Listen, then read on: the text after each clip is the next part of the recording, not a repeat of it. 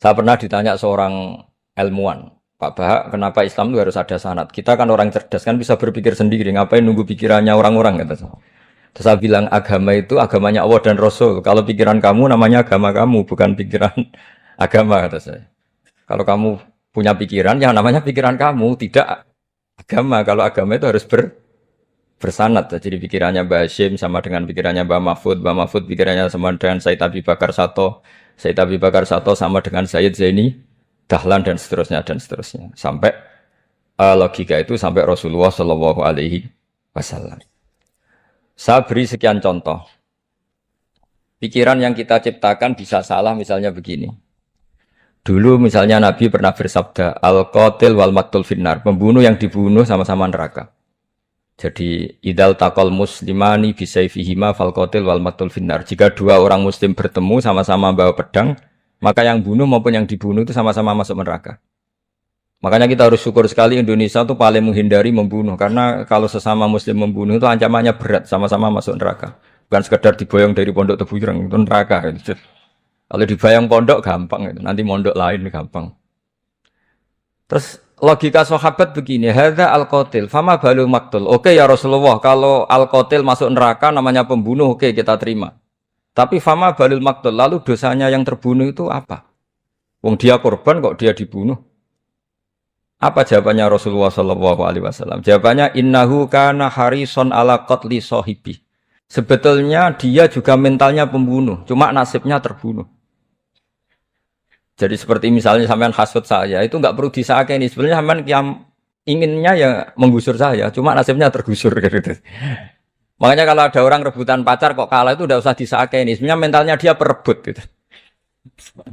Cuma nasibnya kalah gitu.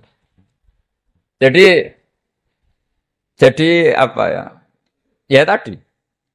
Ya ini penting ya, penting sekali. Jadi sebetulnya ketika duel tuh semuanya kan mentalnya pembunuh. Maka dia nasib saja sebagai maktul, tapi mentalnya pembunuh. Karena dia mentalnya, niatnya, komitmennya pembunuh, maka dia sama-sama di neraka. Maktul itu fakta, faktanya terbunuh, tapi mentalnya pembunuh. Sehingga hukumannya sebagai pembunuh. Sama kalau sampean berebut itu mentalnya ya perebut. Cuma nasibnya kalah atau terebut. Itu soal saya akan mengkagumi Gus Dur dari segi fikih. Ketika Gus Dur dilengsarkan dari presiden, yang paling saya kenang dan para ulama seluruh Indonesia, mungkin seluruh dunia mengenang adalah keberhasilan Gus Dur mengelola konflik itu tidak pertumpahan darah. Itu satu prestasi yang insya Allah jadi amal beliau, semoga mendapat ridhonya Allah Subhanahu wa Ta'ala. Karena yang paling dihindari oleh Islam sebisa mungkin adalah jangan ada darah menetes, apalagi hanya demi kekuasaan.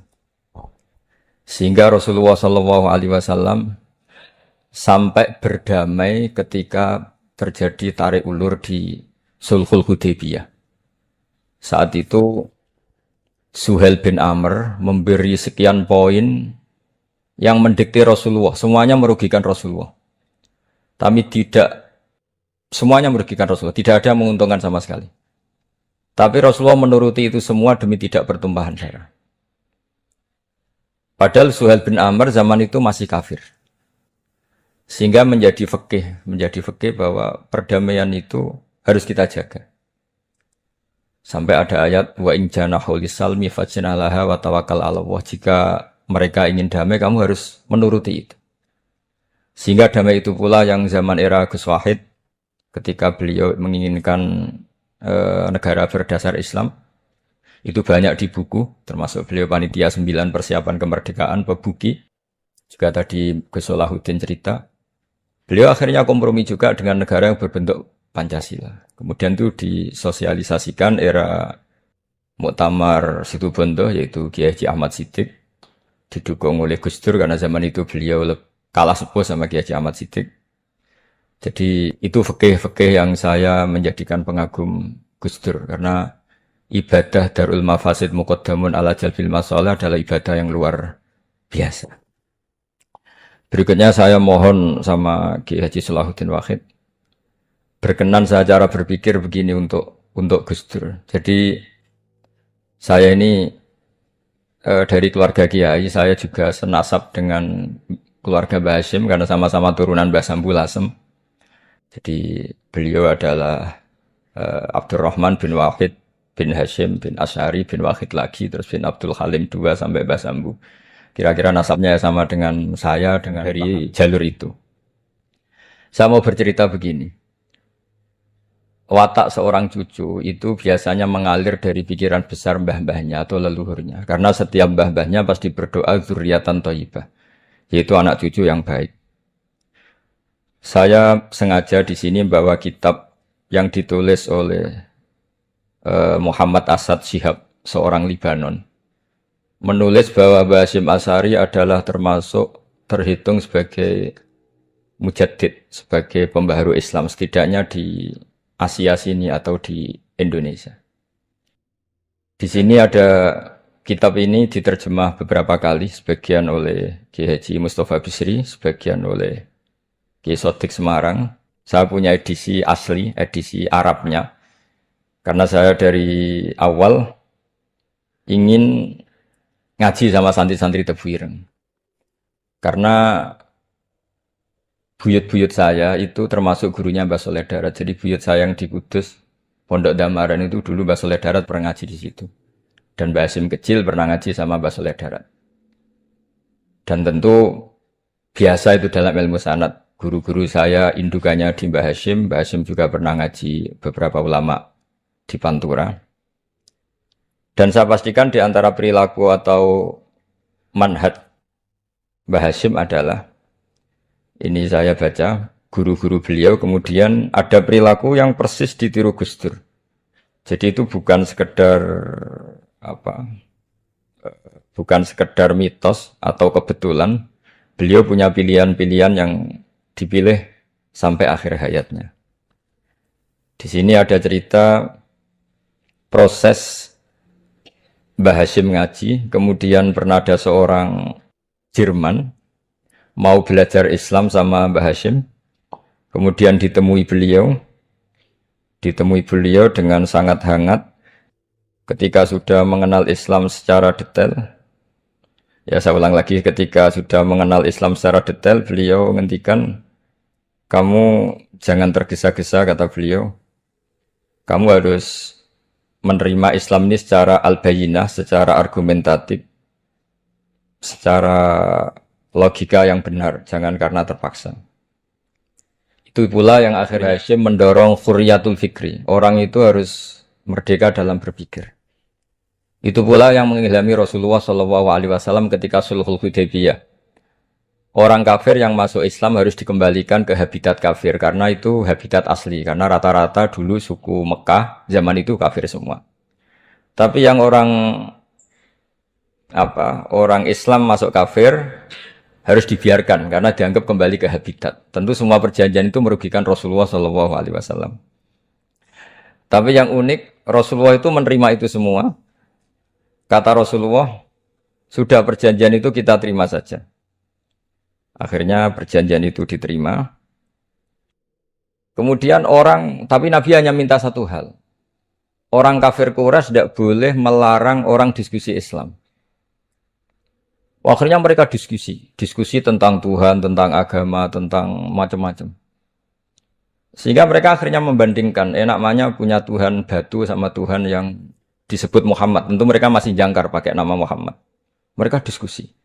Kalau kita punya Tuhan berhala, efeknya begini-begini. Kalau Tuhan kita banyak, efeknya gini-gini. Diskusi.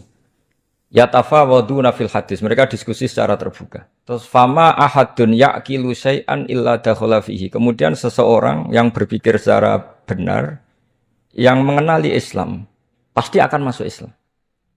Sehingga karena mereka diskusi bebas tanpa tekanan, akhirnya mereka memilih Islam. Dan selama mereka Islam, mereka akhirnya ikrar Islam sama ikrar, ya cara sekarang ikrar, kemudian menjadi Muslim. Dan otomatis perjanjian itu dibatalkan. Makanya kata Imam Zuhri, guru Imam Malik, maka nafathun a'zuma fil Islam min sulhul Hudaybiyah. Enggak ada kemenangan Islam sehebat kemenangan dalam Hudaybiyah, yaitu orang berbebas berpikir. Kemudian kebebasan berpikir ini pasti mengarah ke mengaku yang benar, menanggalkan yang salah. Tentu orang dulu mendewa-dewakan Lata Uzza, pokoknya menuhankan makhluk, menjadi sadar bahwa itu aneh. Kenapa kita harus sembah batu yang dipahat? Kenapa kita harus menyembah makhluk dan sebagainya? Dan akhirnya mereka Islam. Tapi dulu kalau itu keinginan orang hanya ingin menang kalah. Jadi yang kafir itu hanya ingin menang. Pokoknya jangan sampai kalah. Nggak pernah berpikir Islam itu apa. Di mana-mana perang itu ya pikirannya menang kalah. Tapi setelah nggak ada perang, meskipun segala perjanjiannya merugikan Islam, orang akan berpikir secara objektif. Makanya fama ahadun yaqilu syai'an illa dakhala fihi. Tidak ada seseorang yang berpikir tentang Islam kecuali akhirnya masuk Islam. Sehingga itu disebut maka nafathun a'zama fil Islam min sulhul Hudaybiyah. Enggak ada futuhat yang sebesar sulhul apa? Hudaybiyah. Ya kitab ini namanya Wadi'u Labinat Istiqlalil Indonesia. Mungkin santri Tebuireng mungkin lebih tahu ya karena harusnya lebih tahu. Jadi kalau tahunya baru sekarang ya rondo innalillahi wa inna ilaihi rajiun. Jadi saya tidak perlu bangga lebih tahu karena memang seharusnya Anda lebih tahu. Kalau tidak ya keterlaluan. Ya namanya itu Wadi'u Labinatil Istiqlal al-Indonesia. Ini saya baca tapi ini demi Gus Dur artinya bahwa pilihan-pilihan itu mulai ada zaman Mbah Hasyim Asy'ari. Ini saya baca dulu ya guru-guru Mbah Hasyim supaya clear. Selama ini yang dikenal kan beliau ngaji sama saya Mahfud, saya Khotib Minangkabau. Ini di kitab ini. Saya baca sesuai harokat yang ada di kitab ini. Nanti kalau sampai tidak cocok karena beda madhab, ya nggak apa-apa asal pinter saja. Karena baca kitab itu unik. Kadang-kadang satu guru sama guru yang lain itu beda-beda. Dan biasanya guru itu nggak mau kalah. Mbah Mun tuh sering cerita, ada kiai maknani wati ini lan wit alu. Itu muridnya gerutu karena pernah mondok itu kok nggak gitu. Pak guru, di kitab saya maknanya itu pohon elu. Lah iya cung wit elu kena gua alu kata guru. Gurunya nggak mau kalah. Ada yang guru itu salah baca wal jarodin lan lawang. Muridnya nggak terima. Pak Yai saya pernah ngaji itu maknanya walang. Lah iya walang sing ning lawang cung. Itu memang kasus makna-makna di Jawa itu banyak. Karena awalnya memang wis rodok bodoni. Kenapa saya bilang bodoni? Ini yang bilang Mbah Mun makna Jawa ono bodoni ini. Karena watin itu kan nggak ada di Indonesia. Tapi kiai itu malu kalau gak iso maknani. Akhirnya wati ini wet elu. Tanyakan orang pakar ahli Jawa ya ndak tahu lo itu apa. Pokoknya butuhnya kiai itu ada lafaz ya ada maknanya. Padahal jenis itu nggak ada di Indonesia. Seperti haudat itu maknanya di Jawa sekedup. Sekedup itu rumah kecil yang ada di unta zaman dulu. Di Jawa ada enggak? Tidak ada. Kalau kamu tanya orang Jawa ini apa namanya? Namanya ya rumah kecil di atas unta. Tapi Kiai Jawa dulu punya makna namanya apa? Sekedup. Jadi Kiai Jawa itu luar biasa improvisasinya. Ya rada bodoh nih gitu. Lah yang sering bodoh nih itu bab halal haram. Tapi bodoh nih apa? Yang tidak semua bodoh nih itu buruk. Kadang wajib. Betul ya? Ini sama tergesola. Ini karena keahlian fikih saya juga barokahnya Mbah Hasyim Asy'ari supaya beliau senang. Beliau senang karena para nabi, para wali, para ulama itu tidak meninggal. Tadi kalau Mbak Anita bilang wafat itu kalau dalam bahasa Arab wafa yafi wafaan itu maknanya nuhoni. Nuhoni itu sudah memenuhi. Jadi sebenarnya memang nggak pernah ada orang mati itu. Jadi kita punya jatah umur, jatah rezeki sudah terpenuhi semua. Namanya wafat dari kata wafa yafi. Wafaan, sesuatunya sudah penuh, maka diambil. Kalau roh sendiri nggak pernah meninggal. Ya roh sendiri, kalau Mbak Anita bilang kita memperingati kehidupan Gus Dur ya memang hidup. Karena tadi, nggak ada siapapun bilang orang itu mati. Orang mati itu adalah jasad, rohnya diambil dari jasad. Lah, roh sendiri ini nggak pernah berstatus mati. Karena makanya orang Jawa semua sepakat, wong mati ku piye sing nyawane dijabut. Jasadnya mati, nyawanya diambil. Kemudian nyawa ini yang mengalami dapat nikmat maupun dapat azab. Ya, keyakinan ahli sunnah wal jamaah ini perlu didoakan karena menghadapi Allah butuh topangan doa dan doa itu nggak pernah salah karena otoritas doa itu milik Allah Subhanahu wa Ta'ala. Nggak bisa kamu nyemprit Allah. Allah ini sudah akhirat loh, amal nggak ada gunanya loh, nggak bisa. Allah tetap zat yang bisa mengabulkan doa siapa saja. Sehingga ahli sunnah berpendapat doa itu yanfa'ul mayyit, doa itu manfaat untuk mayit. Sehingga Mbah Hasyim Asy'ari ngarang secara spesifik risalah an ahli sunnah wal jamaah. Di antara yang paling pokok adalah ad-du'a yanfa'ul mayit, bahwa doa itu manfaat pada mayit. Ini saya hitung ya guru-gurunya Mbah Hashim. Darus Al-Khat Muhammad Hashim Asy'ari ini karangannya Asad Shihab, orang Libanon. Buku ini selesai tahun 72.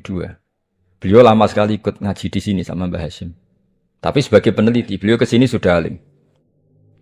Ndak terus masih menghafalkan alif bata itu ndak, itu masih sudah alim. Darus Al-Khat Muhammad Hashim Asy'ari fil Haramil Makki Syarif fi Makkah Al-Mukarramah alaihi ulama. Seterusnya, beliau hitung ya. Amsalus Syekh Ahmad Amin Al-Attar. Wasayyid Sultan bin Hashim, Wasayyid Ahmad Zawawi. Ya dihitung ya, sudah berapa itu? Tapi beliau ke sana sudah alim loh, jangan sampean kira kalau sampean ke sana itu jadi TKI repot nanti itu. Itu kata Mbah Mun kalau ada orang mau mondok Mekah, apa mondok Mekah wis alim dereng. Kersane pinter bahasa Arab, Bah. Bakul es nang Arab pinter bahasa Arab kata Mbah.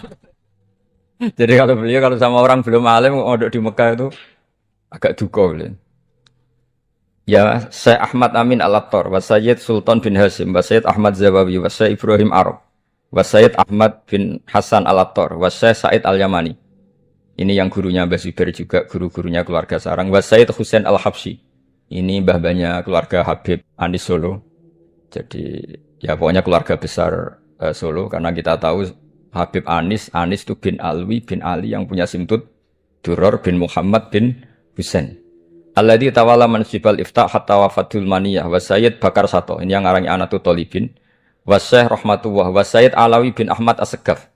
Ini yang ngarang Tarsihul Mustafidin. Kita tahu sarah i'anah paling terkenal adalah dua I'anatul Talibin dan Tarsihul Mustafidin. Itu dikarang oleh Alawi bin Ahmad As-Segaf. Terus wa Sayyid Abbas Al-Maliki. Itu banyak Sayyid Muhammad. Karena kita tahu Sayyid Muhammad adalah Muhammad bin Alawi bin Abbas. Ya, Muhammad bin Alawi bin Abbas. Itu juga gurunya Mbah Hashim. Wa Sayyid Abdul Az-Zawawi wa Syekh Saleh Bafadl wa Syekh Sultan Hashim Daghestani. Jadi selain guru-guru di Indonesia termasuk Mbah Mahfud Termas, Syekh Khotib Al-Minangkabau, beliau punya guru-guru itu yang saya sebut. Lalu barokahnya guru-guru itu, ya barokahnya guru-guru itu, Mbah Hashim berpikir seperti itu. Dan berpikir seperti itu yang mengilhami Gus Wahid. Kemudian Gus Wahid mengilhami Gus Dur. Kenapa saya cerita ini? Supaya kamu tahu bahwa pikiran-pikiran besar Gus Dur itu ada sanadnya. Jangan sampai kamu berpikir Gus Dur cerdas muka kan delok film lah. Terus gue delok film kan ya repot gitu. Jadi makanya ini, karena banyak juga yang cerita Gus Dur sebagai budayawannya, sebagai demokratnya, sebagai pluralisnya. Yang cerita itu kan sudah ada. Masa saya disuruh cerita itu lagi? Jadi kalau sampean saya cerita itu lagi kan coro Jawa tahsilul hasil. Jadi ini itu tidak bidang saya. Bidang saya akan melihat Gus Dur sebagai cucu Mbah Hashim siapa? Asy'ari. Ini saya baca ya. Ini bahasa Jerman tapi sudah diagak-agak Arabkan. Ma'al Muhandis Karel von Schmidt. Ini Mbah Hashim. Jangan kira yang pernah berkawan ya, bersosialisasi dengan non-muslim itu mulai Gus Dur. Mulai Mbah Hashim ini di halaman 108 kitab tadi. Wadi'ul Labinati Istiqlal Al-Indonesi. Kitab ini boleh sampean gasap kok. Nanti setelah ini tak bawa pulang atau sampean gasap enggak apa-apa. Ini santri-santri tafsir enggak apa-apa. Siap ya? Ya nanti bisa dibajak. Lakot kan seterusnya hakon ziaratil alam Muhammad Hashim makana dalika fi yaum ini 7 Juli tahun 1936. Fi maqorihi Tebu Ireng. Haitsul taqaltu indahu bil muhandis Karel von Schmidt. Wa kanatil fursa saikhal tahadus ma'ahu tawilan. Terus setelah itu ini ceritanya muallif menangi Mbah Hashim diskusi sama orang orientalis. Ini kata muallif, wa hadhil uqdatu takunu aqidatan wa hiya uqdatul mustasyrikin fa kullu shay'in ya'ti minal ghurbiyin wal irobiyyin wa Eropa ya'tabirunahu dasisah. Jadi zaman itu Mbah Hashim itu sering punya tamu dari Eropa, dari barat, dari macam-macam. Sumastatrodal muhandis fa terus sampai. Nah ini cerita saja betapa Mbah Hashim itu perkawanannya luas sekali. Terus ini cerita akhirnya orang ini sampai masuk Islam. Ketika masuk Islam, di antara pesannya Mbah Hashim, saya ulang lagi, di antara pesannya siapa? Mbah Hashim itu beliau bilang eh, kamu harus dipikir-pikir lagi katanya. Itu kan satu kearifan. Satu kearifan Mbak Hasyim ini saya baca karena saya takut ditegur ini. Saya juga nunggu surat kok tidak datang-datang ini kok. Supaya cepat apa? Cepat selesai. Ini bebas. Kalau ada surat malah kebenaran ini karena sudah mulai nyari-nyari. Ya jadi saya mohon nanti kitab ini bisa dikaji di sini. Nanti saya tinggal di sini ada cerita-cerita apa? Cerita-cerita sampai beliau berteman orang Eropa, terus beliau macam-macam sampai terus saya teruskan. Suma arsalatku syirka ila Indonesia amni 1929 watana kola fi kasir minal mudun wa makatha akhiran fi madinati Surabaya bi Jawa Syarqiyah wa min huna bada'atil hidayah wa taufik taqudanihi ilal khairi. Hadas lautil hadis bil amil alladhi yakti fatratas tiraq. Jadi orientalis tadi ketika berteman Mbah Hasyim lama-lama tertarik oleh Islam. Ketika mulai tertarik dengan Islam wa sya'ara bil istiqra aruhi wal amni tam wa kaifa ya'budu rabbahu ibadatan hakikiyah. Terus mulai tertarik dengan Islam terus konsultasi sama Mbah Hasyim. Jadi tertariknya barokahnya Mbah Hasyim orang ini kemudian wabakiyal muhandis itu insinyur Karel von Schmidt fi Indonesia hatnan dalatil harbul alamiyah sehingga perang dunia kedua selesai wa indama qawamal Indonesiun didal hukmil al-Hulandi fi harbil istiqlal am wa kana muhandis fi sufil Indonesian dafa'u islamuhu li asyariqa sak terusi. Terus ini saya cerita jadi Mbah Hasyim pernah mengislamkan orang Belanda, orang Jerman. Orang apa? Orang Jerman, terus orang ini hidup di Hamburg. Sampai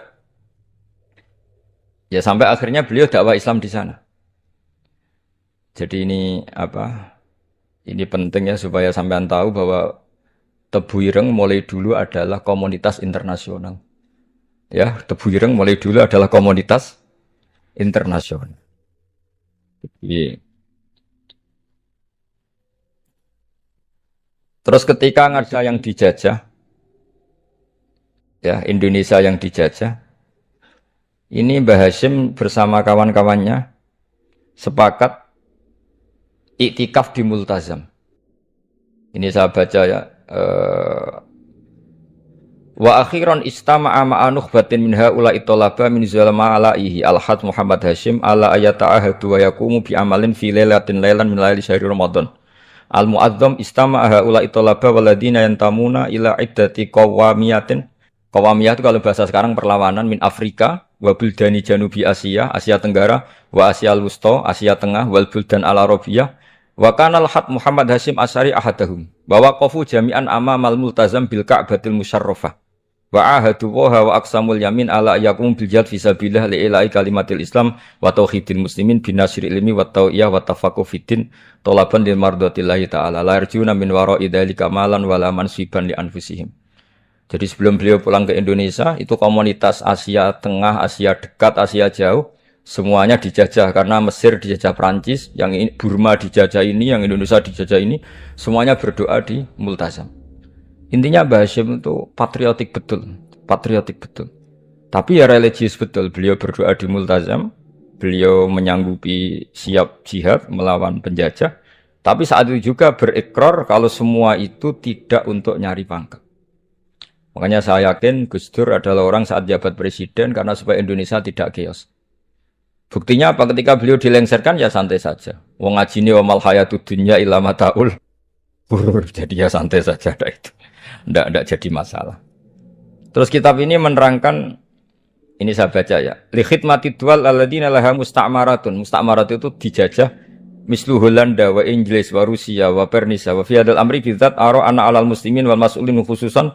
Ini intinya ulama-ulama yang dari timur jauh kemudian sowan ke Mbah Hasyim minta fatwa karena negara-negara mereka juga dijajah. Jadi dulu orang dari Jerman, dari mana-mana belajar Islam juga sama Mbah Hasyim. Yang negara-negara Asia Timur, Asia Dekat itu juga kalau konsultasi kemerdekaan juga sama siapa? Mbah Hasyim. Jadi uniknya kitab ini ditulis oleh orang Libanon. Jadi orang Libanon itu saking penasarannya sama Mbah Hasyim Asy'ari itu datang ke sini. Ya datang apa? Datang ke sini untuk belajar sama Mbah Hasyim. Dan di antara belajar itu, kemudian sampai sini ternyata tamu-tamunya Mbah Hasyim dari berbagai negara. Mulai yang konsultasi cara memerdekakan negaranya karena ngalami dijajah, sampai cara belajar Islam yang benar. Termasuk tadi yang Karel von Schmidt tadi yang masuk Islam karena konsultasi sama Mbah Hasyim. Padahal dia orang Jerman. Terus di antara kelebihannya Mbah Hasyim, ini juga ditiru Gus Dur. Wal haju Muhammad Hasyim la yajidu kharajan ayuna kisau sami' wal mukhatab. Bal yurahibu bidzalik. Mbah Hasyim orang yang enggak tersinggung ketika pendapatnya ditentang atau digugat oleh lawan bicaranya. Beliau santai, tidak apa. Terus ya tidak berontak, ya santai aja. Enggak terus angger dibantah, oh membantah kiai kualat. Tidak, itu tidak ada sanadnya. Nah ini saya pastikan ya bahwa kehebatan Gus Dur itu kita enggak lepas dari barokahnya siapa? Mbah Hasyim. Sekali Rasulullah Shallallahu Alaihi Wasallam sebagai Sayyidul Khalqi, Sayyidul Anbiya al Mursalin, beliau yang ngakui ana da'watu Ibrahim wa bisyaratu Isa. Aku hebat ngene iku barokah dungane Nabi siapa? Ibrahim. Maka ini sesuatu yang saya tekuni, jadi enggak salah kalau bicarakan Gus Dur ya harus bicarakan Mbah Hasyim. Sama bicarakan Nabi Muhammad Shallallahu Alaihi Wasallam juga harus membicarakan Jadduhul A'la yaitu Ibrahim alaihissalam. Jadi ini kitab bisa dipakai atau digasap ya nggak apa-apa. Artinya gini, gasap itu kalau saya ada ridho jadinya gasap, kalau ridho ya jadinya boleh. Dan menjadi gasap kalau nggak dipelajari. Ya jadi kalau enggak terus tinggo jimat itu kitab Gus Bah sakti, wah ya repot makanya ini. Nah kalau dipakai itu gasap. Tapi kalau nanti didiskusikan sama teman-teman, kemudian menjadi baik, menjadi luar biasa. Saya ikut ngamal. Terus saya ulang lagi, saya teruskan. Ittisolatuhu. Ittisolatu itu komoditas beliau. Lahu ittisolatun wasi'atun wa mukatabatun ma'akatsirin min zu'ama'il alam al-islami fi dzalikal ahdi. Bianhum Asy Abdul Aziz As-Sa'alibi wa Sayyid Diyauddin wa Syairozi. Adwul Injil terus beliau punya perkawanan besar di komunitas internasional. Termasuk Syekh Muhammad Abdul Karim Al-Khattabi wa Sayyid Alawi bin Thahir Al-Haddad. Mufti Sultanati Johor. Ya, beliau berkawan dekat sama muftinya kerajaan Johor, wa Muhammad Ali wa Syaukat Ali bil Hindi, wa Muhammad Ali Jana Muhammad Iqbal. Muhammad Iqbal yang terkenal di India itu, wa Sayyid Hibaduddin Asy-Syahrastani, wa Wazirul Ma'arif Al-Iraqiyah. Beliau berteman sama PM Irak. Jadi kalau Gus Dur dari Mesir belajar di Irak, ternyata dulu mbahnya teman akrabnya Perdana Menteri apa? Irak. Terus banyak Waro'isu Majlis Tamyiz wa Sayyid Al-Alama Muhammad bin Aqil wa Sayyid Muhammad Jadul Maula wa Sayyid Muhammad Surur saat terusnya itu. Jadi apa? Ini nanti saya tinggal termasuk catatan-catatan ini saya mohon ridho dari Gus Solah dari supaya santri-santri sini belajar Mbah Hasyim lebih serius supaya gampang. Kenapa saya katakan harus seperti ini? Dulu Nabi Ibrahim itu di antara anak cucunya, itu secara lahir ada yang tidak soleh. Karena anak cucu itu punya otoritas, sehingga anak cucu ini yang menstatuskan Nabi Ibrahim. Sampai Allah sendiri yang meluruskan pengklaiman itu, yaitu ada ayat, maka anak Ibrahimu Yahudiyah wala Nasranian. Karena ada orang yang bernama Yahuda bin Yakub bin Ishak bin Ibrahim. Karena Yahuda punya pola tertentu dalam beragama, terus seakan-akan mbah-mbahnya paling ya begitu.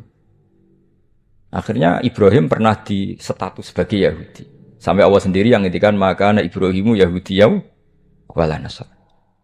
Sampai datang Rasulullah Shallallahu Alaihi Wasallam yang memaklumatkan saya juga cucu Ibrahim orisinate. Dan saya pastikan Ibrahim itu bukan Yahudi tapi bapak tauhid. Semenjak itu Ibrahim dipulihkan namanya, bukan Yahudi tapi bapak tauhid. Yaitu diistilahkan Nabi millata abikum Ibrahim, semua tauhid adalah nginduk kepada Nabi siapa? Ibrahim. Nah saya ingin santri-santri Tebu Ireng misalnya nanti suatu saat jadi komunitas internasional, jadi orang keren komunitas internasional, itu bukan karena ingin gaya-gayanan terkenal, tapi ingin niru Mbah Hasyim bahwa itu awal dakwah Anda fil alam. Semua alam ini tentu butuh tauhid, butuh kebenaran. bukan gagah-gagahan sebagai orang populer. Terus persahabatan yang luas, misalnya Anda khusyuk terus kuper. Wah, ora tau kancanan wong ben dadi wali gini terus kuper. Mungkin Anda tidak akan jadi wali karena sanadnya Mbah Hasyim itu perkenalannya luas. Sementara kamu milih kuper, gak pernah berteman orang, tapi sanadnya sampai Mbah Hasyim itu membingungkan sanad itu. Wong Mbah Hasyim ndak gitu kok kamu nyanatkan begitu. Jadi kalau santri Tebu Ireng mulai sampai nang kamar, terus ngobong dupo, terus memperkenalkan diri jadi wali gitu. Nanti tonggo kamu ngira itu produk Mbah Hasyim. Karena kamu santrinya. Kan dianggap cerminan gurunya sampai Mbah Hasyim. Nah, kalau ada yang teman-teman gitu harus dimaklumatkan itu sanad mungkotek. Bahwa sanad itu tidak benar. Ini kapan ini ditegur? Ini saya sudah mulai menunggu. Karena ya repot ini kalau kelamaan ini nanti itu. Terus ini khazanahnya Mbah Hasyim. Khazanah itu ya perpustakaan kalau sekarang. Maktabatuhu. Tu'addu maktabatul khat Muhammad Hasyim Asy'ari min aghnal maktabat likhtiwaiha ala anfas. Jadi ini kadang harokatnya ya beda dengan bacaan saya. Sama nanut bacaan saya saja. Di sini ditulis anfusil kutub. Selalu saya baca anfasil kutub karena maknanya kitab terbaik. Kalau kitab terbaik bacanya bukan anfus tapi apa? Anfas. Ya nanti kamu debat sendirilah sama teman-teman ini bacanya apa. Karena ini kadang harokatan. Kalau kadang harokatan repot. Ape bantah itu kadang sungkan mbek sing aran, orang bantah kadang beda. Lah supaya selamat, ini ora saleh mu'alif, khotote sing goblok biasanya gitu korban. Biasanya gitu kalau untuk menyelamatkan kiai itu, oh ini yang ngetik yang salah. Padahal kadang kiai ini barang ya rodok salah tapi ya sembolan. Daripada suudzon sama kiai kan mendingan sama pengurus. Ya gitu ya sepakat ya. Jadi ya sudah terus. Ya saya baca. Tu'addu maktabatul khat Muhammad Hasyim Asy'ari min aghnal maktabat likhtiwaiha al anfasil kutub al ilmiyah al islamiyah. Jadi kalau tadi yang diceritakan para kawan-kawan Gus Dur suka baca. Itu Mbah Hasyim itu kitabnya banyak sekali dan semuanya kitab terbaik. Min matbu'atin baik yang dicetak wa makhtutatin baik yang masih tulisan tangan. Athariyatin qadimah baik kitab-kitab yang sudah hampir punah karena saking lamanya. Wa tadummu hadil maktabah jullal kutub al muallafah wal lughat al arabiyyah wal indonesia wal jawiyah wal malaysia wa ba'dal lughat al ajnabiyyah al ukhra. Jadi zaman Mbah Hasyim itu perpustakaannya sudah ada bahasa Indonesia, bahasa Jawa, bahasa Malaysia, bahasa Inggris. Itu yang nulis orang Libanon. Sampai santrinya Mbah Hasyim tidak tahu innalillahi wa inna ilaihi rajiun. Maka ini yang kepertobatan ya saya kasih. Jadi ini saya biasa guyon, kesoalnya ini guyon sama santri, saya tidak midatoni kiai, jadi ini guyon sama santri. Semoga guyonan ini manfaat. Wassalamualaikum warahmatullahi wabarakatuh.